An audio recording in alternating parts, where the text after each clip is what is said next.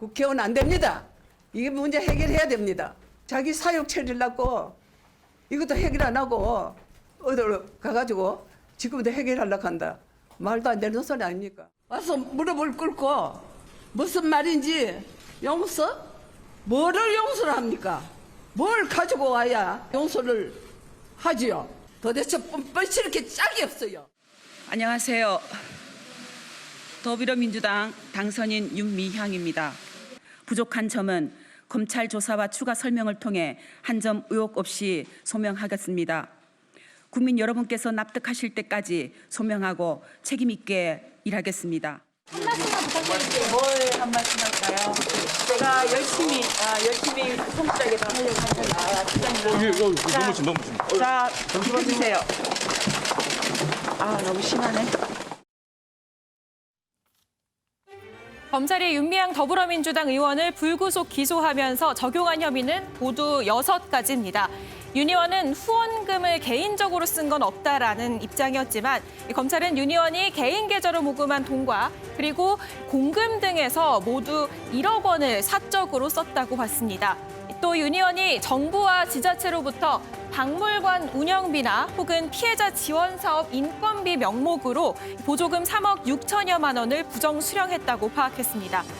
여기에 치매를 앓고 있던 길원옥 할머니에게 약 8천만 원을 기부하게 한 건 할머니의 심신장애를 이용한 준사기라고 봤고 또 논란이 됐던 이 안성쉼터와 관련해서는 시세보다 비싸게 사들여 정대협에 손해를 줬다며 업무상 배임 혐의를 적용했습니다.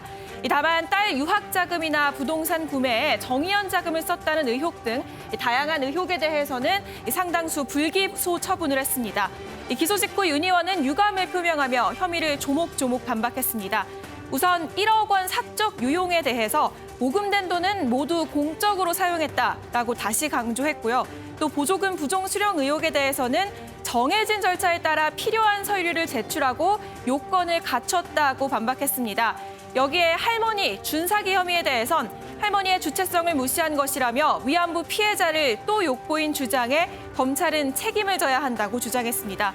그러면서 윤 의원은 당에 부담을 주지 않겠다며 재판이 끝날 때까지 모든 당직을 내려놓겠다는 뜻도 밝혔습니다. 법원으로 넘어간 4개월간의 정의연 수사, 오늘의 프레스콕입니다. 네, 윤미향 의원에 대해서 검찰이 수사 4개월 만에 기소 의견으로 이 사건을 재판으로 넘겼습니다.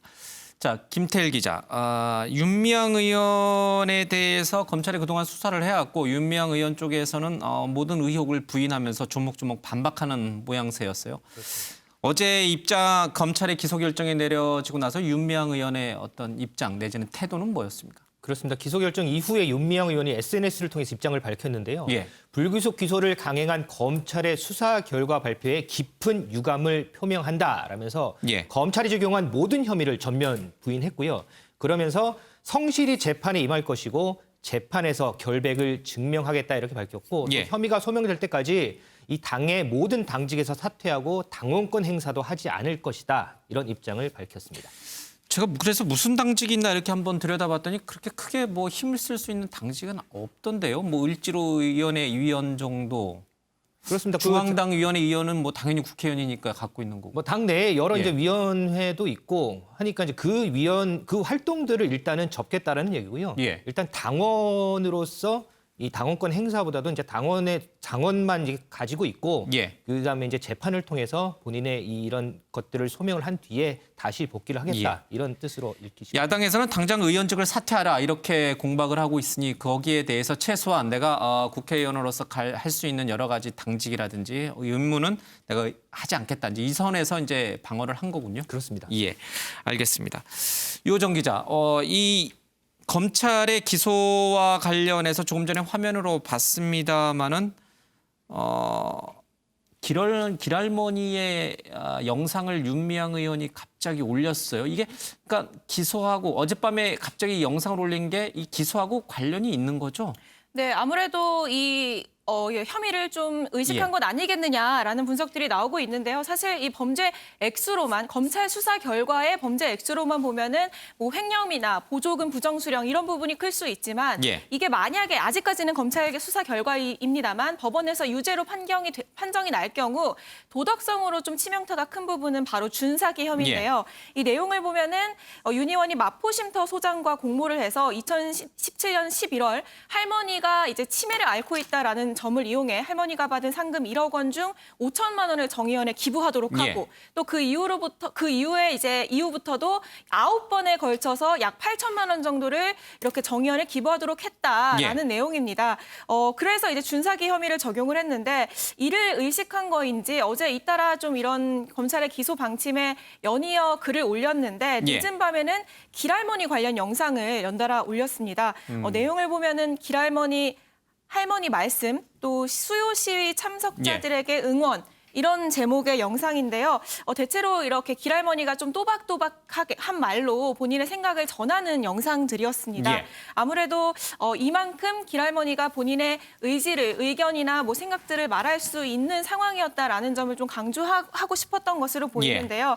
실제로 윤 의원이 이 영상들을 올리는 이유에 대해서 인권운동가로서의 당당하고 멋진 삶을 살아온 길어녹 할머니의 삶이 검찰에 의해서 부정당하고 있다라고 얘기를 하면서 할머니의 삶을 벗들과 함께 기억하고 싶어서 올린다라고 설명을 하기도 했습니다. 검찰의 기소 내용을 보면은 유호정 기자가 얘기했듯이 윤미향 의원이 숨진 이 손모 소장, 이 마포 쉼터 소장인데요. 손모 씨와 공모해서 길할머니, 치매를 앓고 있는 길할머니를 꼬드겨서 받은 상금 가운데 상당 부분 수천만 원, 뭐 7천만 원 정도 상당을 정 의원에 기부하도록 유인했다 이렇게 나오는데 거기에 대한 반박 차원에서 길할머니가 또렷하게 기부 의사를 밝힌 이 영상을 올린 것 같습니다. 그러니까 지금 길할머니의 좀 가족 중에서는 이 문제에 대해서 그러니까 윤미향 의원이 주장하는 바에 대해서 뭐라고 그럽니까? 네, 일단은 공식 입장이 나온 건 아니고요. 일부 언론과 이렇게 길할머니 측 며느리가 인터뷰를 한 것이 이제 보도가 됐더라고요. 일단 내용을 보면은 수사가 늦어져서 걱정은 했지만 어떻게 보면은 지금 수사 결과만으로도 좀 감사한 일이다라고 얘기를 했고요. 그러면서 할머니 건강 상태를 좀 전했습니다.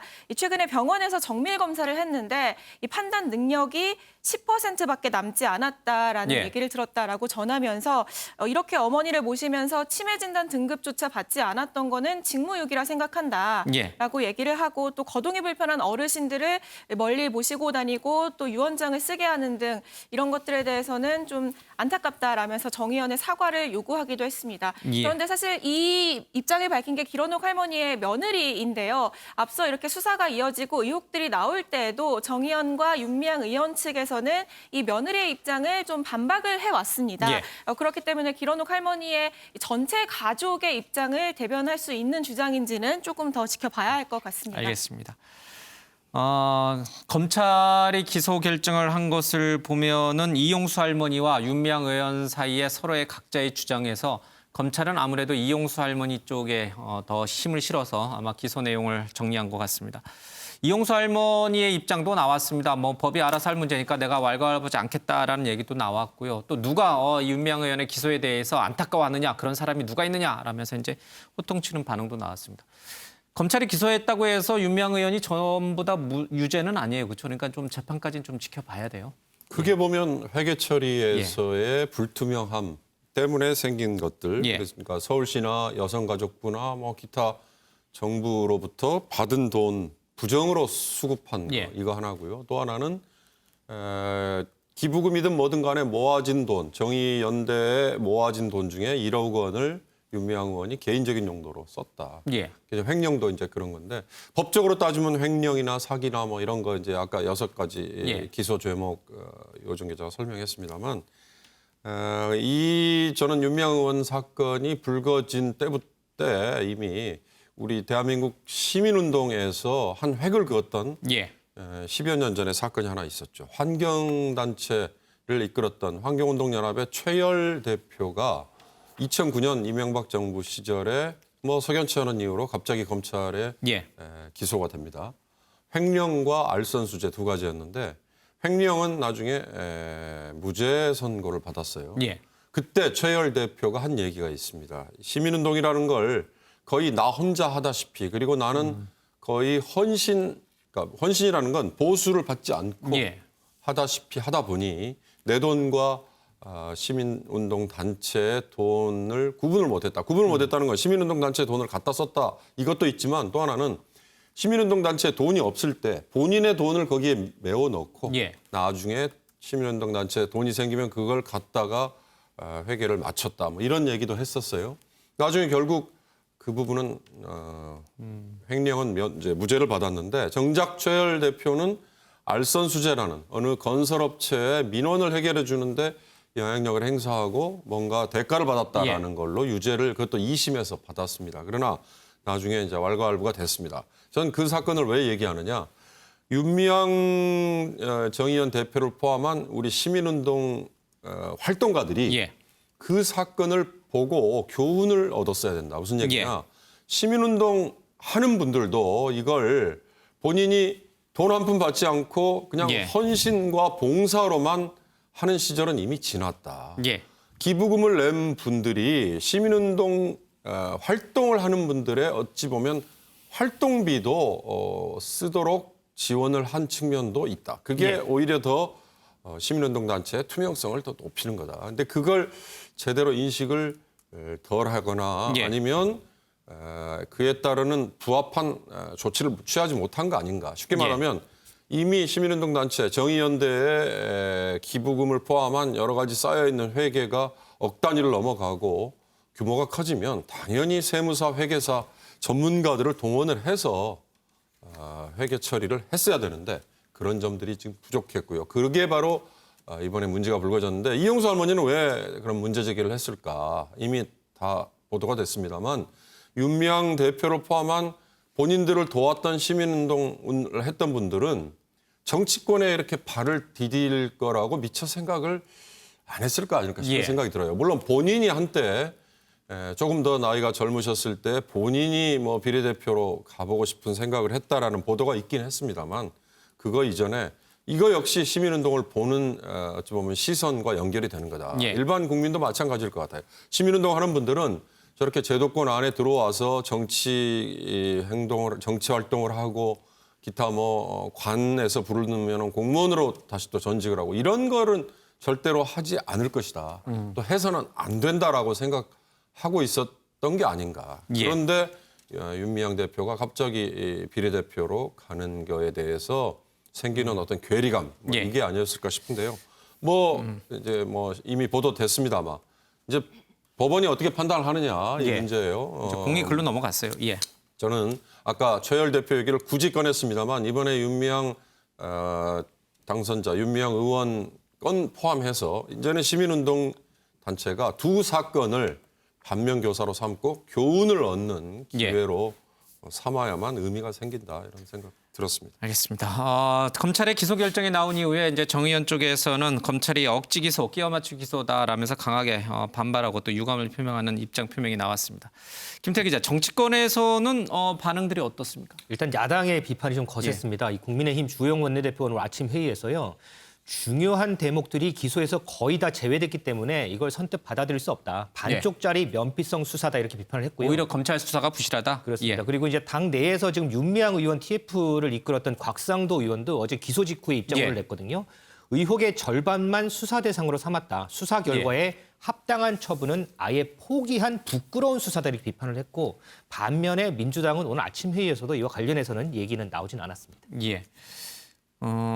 검찰의 기소가 있었고 공은 재판 법원으로 넘어갔습니다. 그래서 섣불리 예단할 수는 없긴 합니다만은 민주당으로서는 최근에 계속 악재들이 쌓이는 형국이죠. 그렇죠. 지금 사실 이게 유무죄를 결정하는 것 이전에 그건 법원이 할 문제지만 도덕성에 타격을 입은 건 사실입니다. 그리고 이 문제들이 뭐 법적인 심리를 받기 이전에 사실 공정과 불공정의 문제거든요. 계속해서 이것도 지금 공정의 문제인가요? 그렇죠. 예. 제기가 되고 있기 때문에 뭐 진보 가치가 어느 정도는 1위 문제 지금 8가지 예. 혐의가 지금 적용이 됐기 때문에 진보 가치가 어느 정도 훼손됐다고 볼 수 있고 또 문재인 정부의 핵심 지지층이 각종 시민단체예요. 예. 시민사회단체이기 때문에 이런 부분에 있어서 시민단체 사회가 앞으로는 굉장히 태도를 분명하게 하지 않으면 예. 의혹이 전반적으로 확대될 가능성도 또 배제할 수가 없습니다. 예. 일단 중요한 건 이해찬 전 대표가 계속해서 함구령 내린 게 저는 문제를 더 키웠다는 생각이 들거든요.